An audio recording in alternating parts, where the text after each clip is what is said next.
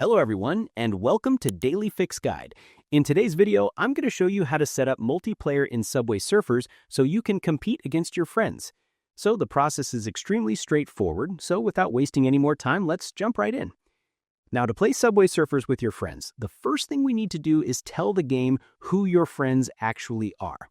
We do this by linking your social media account. So here is how to set that up. Firstly, open your game and tap on the Settings option at the top right-hand side corner.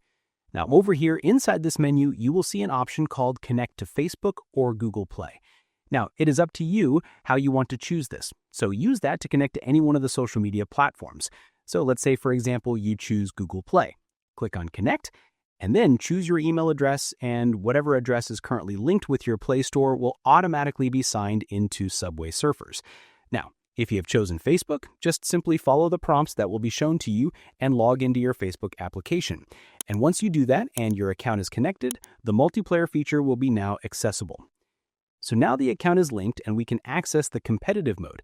It is important to note that Subway Surfers multiplayer isn't a live side-by-side race. Instead, it is an asynchronous competition where you battle for the top spot on the leaderboard.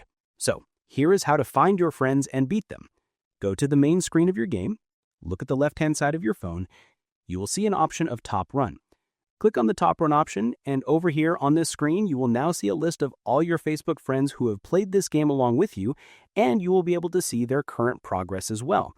All you have to do is just simply go to the Friends tab over here, and you should be able to see all of them and can compete with their top scores.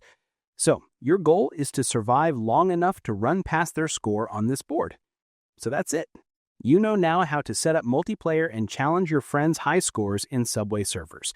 So I hope you find this video helpful. If you did, please give this video a thumbs up, share it with your friends, and subscribe to the channel for more helpful videos. So thank you for watching, and take care.